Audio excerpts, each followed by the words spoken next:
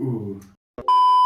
So, aliens. Do they exist? Do they not exist? I don't fuck. Go read up on Fermi's paradox if you actually care. This video is going to cover something a little bit more different. If, and that's a big if, there is alien life out there, I'm going to go over exactly what we're looking for to discover alien life and what kind of methodologies and apparatuses we need to kind of find it. By using assembly theory in conjunction with mass spectroscopy, scientists are getting a pretty good idea of how to determine or detect life, so that if there is small kind of evidence of alien life, be it we haven't found it yet, but if there ever is, we will have some way of knowing how to find it. What astronomers are doing is they're getting probes like the Voyager 1 and the Mars rover, and they're fitting them with mass spectroscopy devices, and they're sending them off into some of these celestial bodies to see if there's any evidence of life. For those of you who don't know, mass spectroscopy is the art of finding the mass to charge ratio of a certain species. Now, this sample can be either liquid, solid, or gas. And this is all dependent on what kind of instrument you use and what kind of analyte you're trying to assay. So there's gas chromatography fitted with mass spectroscopy, there's liquid chromatography fitted with mass spectroscopy, there's slow ion flow tube mass spectroscopy. It's something that I'm a little bit more familiar with, but I'm going to do a whole other video on this probably maybe later on in the future. What basically happens is you get a sample and you just bombard it with electrons so that you get a charged species at the end of the day. With hard ionization, the species that you have of the molecule or the compound you're trying to assess will fragment into a lot of other smaller pieces, kind of what the Hadron Collider in CERN is doing.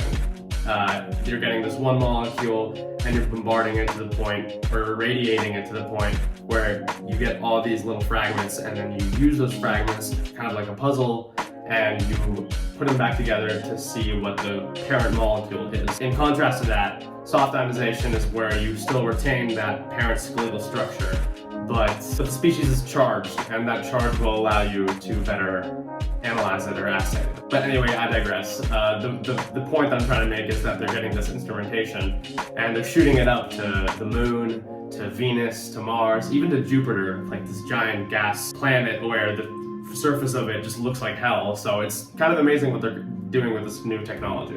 And they do this to probe the topology of the planet so that they can look for potential biomarkers. So to list a couple more examples of apparatus that's being used to assay the kind of life forms are the SuperCam, for example, Pyrolysis-Gas chromatography fitted with mass spectroscopy, or GICMAS, and laser-based mass spectroscopy are just a few examples. And a lot of money is being funneled into these devices for exploratory research to other planets.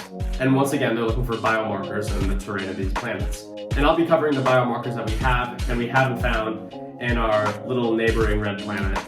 And yeah, so if we want to have life as we know it, at least carbon-based life, we need three things. We need nutrients, we need water, and we need energy. So let's cover them all. First, we'll do nutrients. So organic molecules like benzene, that's right, benzene, the thing we use to make plastics, thiophenes, and toluene are all found or have been found on Mars' surface. Organic molecules like this can be used in one way, shape, or form to kind of keep metabolism running and organic life running. So that's one criteria done, check. That's off the box. Well done. But while this criteria is met, there are other factions of this assembly that fall short, like energy, or rather, too much of it. Though Earth itself is a lot closer to the sun and a lot warmer, actually, the photon energy that Mars receives is a lot more abundant, like 95% more abundant. And this is given its atmosphere, which is like 95% carbon dioxide, a lot more than we have on Earth, obviously. So its ionizing radiation levels are a lot higher. And this amount of energy would be damaging to any kind of life form that we could possibly conjure up or imagine. Kind of like getting hit with 1,000 Chernobyls, like all at once, boom, boom, boom, boom, you'd be dead. And the final prerequisite for life, besides nutrients and energy, is water. It's water. What? Are you done? Something that's not too readily available on Mars. Now, the mass spectroscopy that's being fitted to these devices has detected evidence of some water, they think, and this is taken in the form of dry river systems, which means that there could be, or there could have been liquid on the surface. But this evidence just frankly doesn't cut it. So we got one of the three criteria met. Shame. But this hasn't stopped NASA and other space exploration companies from trying to find even more evidence. Because after all, there may be other forms of life that we don't know about that just don't meet our criteria. So what they're doing is they're surveying the subsurface of these planets for microbial life, like really microscopic life, or life that's long been extinct. When the Mars 2020 Perseverance rover landed, a bygone stream known as the River Delta was noticed. They found it. No water there, and still they're searching, actually. Almost like instead of going through the River Delta, they're going through the Nile. I'm just playing. Even though this stream has been dried up for some time now, there's still some merit to analyzing it. It's speculated that there may be enough residual moisture that kind of decanted from the surface to host this sort of microbial life that I was talking about earlier. And this life could have kind of inhabited this arroyo, your word of the day. And it may still be there in kind of a fossilized form. And biomarkers like this could have been evidence of past alien life. So the two readings that I find most important are visual signatures and chemical signatures. So for example, mineralogical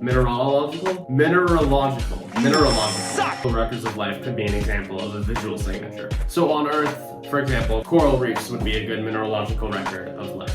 It provides clear evidence that biological activity took place there. We have not yet found an analog on Mars, but exploration is still underway. Chemical indicators come next, so this can include preserved waste or isotopic ratios.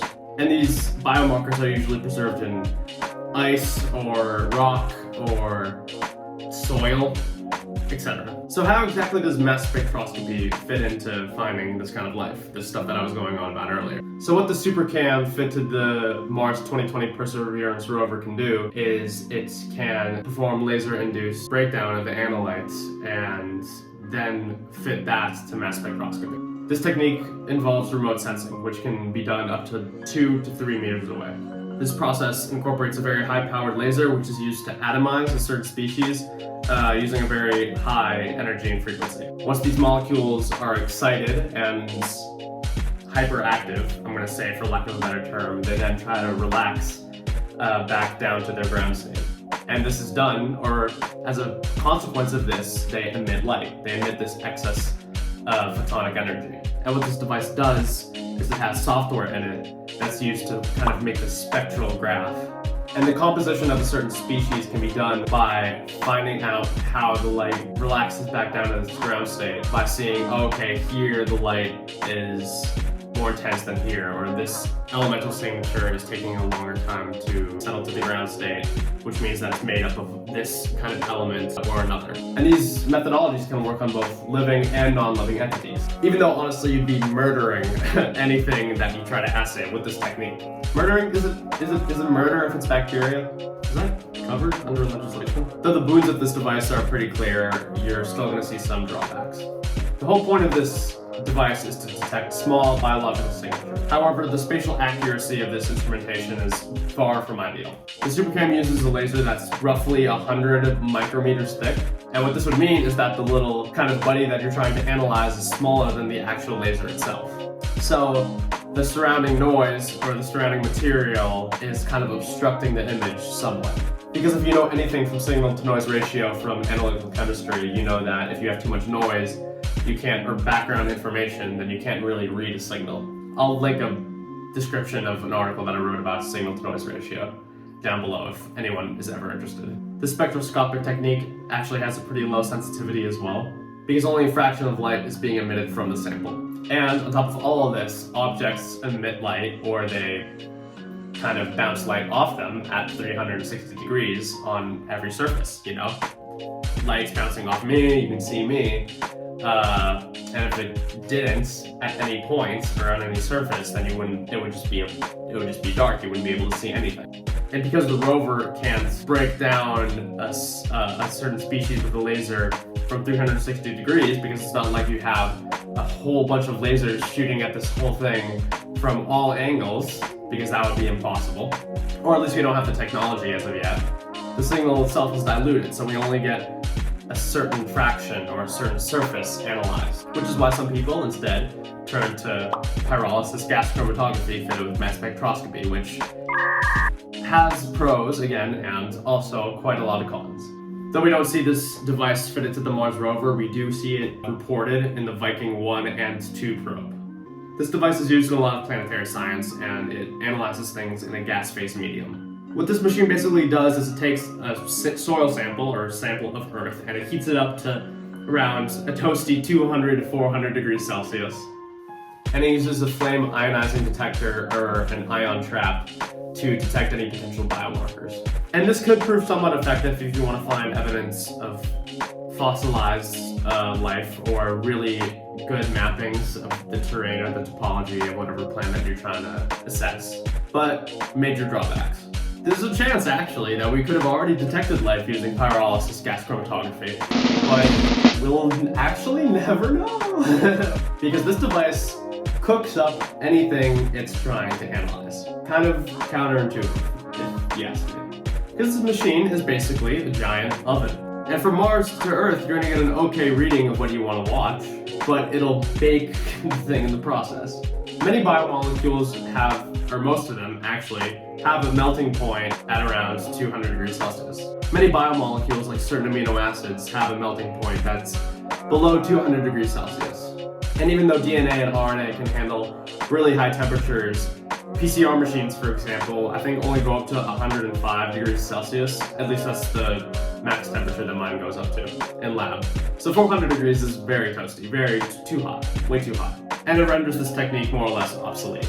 And if we're speaking at least of the surface of Mars, the mineral index, at least, contains a lot of perchlorates and a lot of other corrosive salts. And when this is placed into the pyrolysis GC-MS oven, reactive compounds such as strong amino acids and oxygen radicals and hydrogen chloride, they'll all form in these extremely, really volatile high temperatures. And when gases like these come into contact with organic matter, the organic matter doesn't really do all that well. A combustion reaction happens and it'll form CO2 and water, and it'll kill basically anything that you decide to put into said oven. Kind of like not anything dissimilar from an actual oven. So to bypass these issues, novel instrumentation is being made constantly. You see Elon Musk and Daddy Bezos and a lot of other kind of tech firms and tycoons try to solve these problems. And if you're really that curious about alien life, maybe go over to Kyrgyzstan or whatever that channel is called, the one that everyone watches whenever they have any science question about anything ever. So yeah, that's my little spiel. I didn't really talk a lot about the kind of life that could exist out there, or whether we found any or not. I mean, we haven't, but because at heart, I'm more or less an analytical chemist. I like to find the little minute details about things. This is the best methodology we have for finding it. And it's not perfect, you know, from what I said throughout the video, it's really not perfect, but it's what we have now, and it'll get better in the future. And whether there's life, no one is gonna know for at least a little while, I think, if you ask my opinion. But in the future, if there ever is, I have faith that we'll find some way of being able to find it. So yeah, if you have any suggestions on a future video of what you want me to do, if anyone is gonna watch this at all, just type it down in the comments below. And yeah, I'll see you in the next video probably. Peace.